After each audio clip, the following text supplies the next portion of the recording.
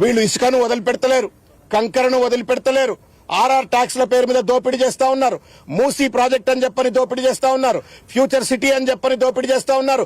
దోపిడీ కోసమే అధికారంలోకి వచ్చినట్టుగా ఇవాళ ఈ రేవంత్ రెడ్డి గారి ప్రభుత్వం, కాంగ్రెస్ ప్రభుత్వం ఈ రోజు వ్యవహరిస్తుంటే సిగ్గుగా అనిపిస్తా ఉంది. ప్రజాస్వామ్యంలో ఉన్నామా లేకపోతే ఏమైనా రాచరికం పాలనలో ఉన్నామా అర్థం కానట్టు పరిస్థితి. అధికారులు ఇంత పెద్ద ఎత్తున కుమ్మక్క కావడం బహుశా దేశంలో ఎక్కడా కూడా జరగదు. చిన్న క్రషర్ పెట్టి చిన్న డీవియేషన్స్ ఉంటే పోయి దానికి షోకాజ్ నోటీస్ ఇచ్చి సీల్ చేసేటువంటి అధికారులు ఇంత పెద్ద ఎత్తున పర్మిషన్లు లేకుండా ఈ రకమైనటువంటి రీతిలో 3-4 క్రషర్లు నడుపుతా ఉంటే ఎందుకు మీరు ఇలా గుడ్డిగుర్రం పండుదోయినట్టుగా ఉన్నారు? ఇంతకుముందు ఒక మిత్రుడు చెప్తున్నాడు, ఫత్వా జారీ చేసిందట. ఈ చుట్టుపట్ల ఉన్నటువంటి మీరు చూడండి ఒకసారి, మీరు మీ తెలంగాణ మిత్రులకు కూడా చూపెట్టరు, ఆ బిల్డింగ్లు ఏంటి కథ ఏంటి చూపెట్టరు. ఇక్కడ ఎవడు కన్స్ట్రక్షన్ చేసినా ఈ 17 ఎకరాలలో ఉన్నటువంటి ఈ 3-4 క్రషర్లలో వచ్చేటువంటి ఒక మెటల్ ను మాత్రమే తీసుకొని కన్స్ట్రక్షన్ చేయాలా అంటే, ఒకటి మీరు దొడ్డిదారిన 17 ఎకరాల భూమినిచ్చినారు, ఏ పర్మిషన్లు లేకుండా క్రషర్లు నిర్వహించుకునేటువంటి ఒక అత్త సొమ్ము అల్లుడు దానం చేసినట్టుగా వెసులుబాటు కల్పించినారు. మార్కెట్ కూడా ఇవాళ ప్రభుత్వమే కల్పిస్తా ఉంది, ముఖ్యమంత్రి గారి కార్యాలయమే కల్పిస్తుంది అని చెప్పని ఇవాళ సమాచారం వస్తా ఉంటే నవ్వాలనా ఏడవాలా అర్థం కావట్లేదు.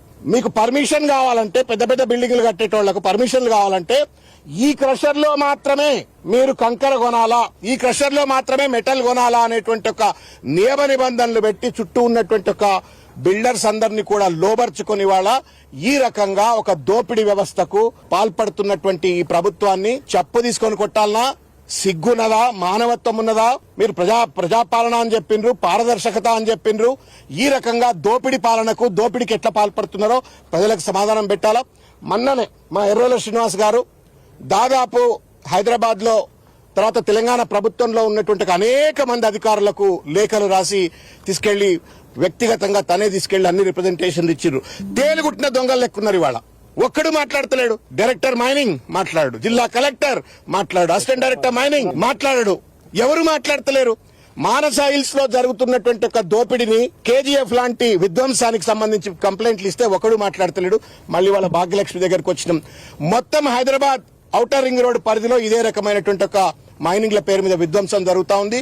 రేవంత్ రెడ్డి గారు, ఈ ప్రభుత్వ పెద్దలు మీరు అనుకుంటున్నారేమో పిల్లి కళ్ళు మూసుకొని పాలు తాగినట్టుగా మమ్మల్ని ఎవరు పట్టించుకోవట్లేదని. తస్మాత్ జాగ్రత్త, బీఆర్ఎస్ పార్టీ ఉన్నది.